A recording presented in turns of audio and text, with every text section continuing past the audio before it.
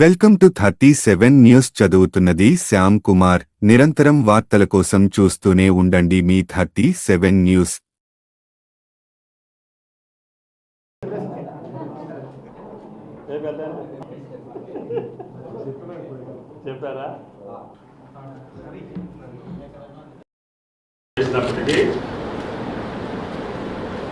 కొత్తగూడెం ప్రజల యొక్క కోరిక మేరకి అది ఇప్పుడు ఈ రోజుల్లో ట్రాఫిక్ని బట్టి ఇన్కన్వీనియన్స్ ఉందని చెప్పి అంటే ఇండెంద రోడ్డుకి ఇటు తల్లాడ రోడ్డుకి మళ్ళీ అది దాటుకొని మళ్ళీ జాతీయ రహదారిలోకి వస్తుంది. అంటే పెనుబెల్లి విజయవాడ వెళ్ళేవాళ్ళు కానీ తల్లాడు వచ్చేవాళ్ళు కానీ వెళ్ళకుండా ఒక రోడ్డు ప్రపోజ్ చేసాం. 450 కోట్లు వెంటనే అధికారులకి 2-3 నెలల్లోనే టీపీఆర్ తయారు చేసి ఏ రోడ్డుకి వెళ్ళాలి కాచిరాజగూడెం నుంచి దేవరపేట రోడ్డు కానీ కోదాడ కొరివి కానీ వరంగల్ అమరావతి కానీ ఈ 3 రోడ్లు వచ్చేసరికి నేనేం చేశానంటే ఖమ్మం చుట్టూ ఇటు పెట్టేస్తే ఎటు తిరిగి అది మనం సొంతం చేసుకున్నా సరిపోతుందని అక్కడ పెట్టాము.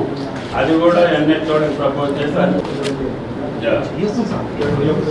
7 కిలోమీటర్లు అది 125 కోట్లు.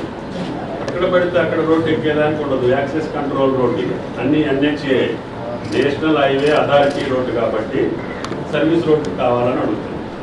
అది ఇళ్ళుంటే గృహ సముదాయాలు ఉంటే హ్యాబిటేషన్స్ ఉంటే ఇస్తారు ఆడుకోవడానికి. హ్యాబిటేషన్స్ లేని కాదు ఇవ్వరు. ఆ రోడ్డుకి వెళ్ళిపోతుంది. అమరావతి నుంచి వచ్చిన టౌన్కి రాకుండా విజయవాడ రోడ్డుకి రాజమండ్రి రోడ్డుకి ఎక్కాలి.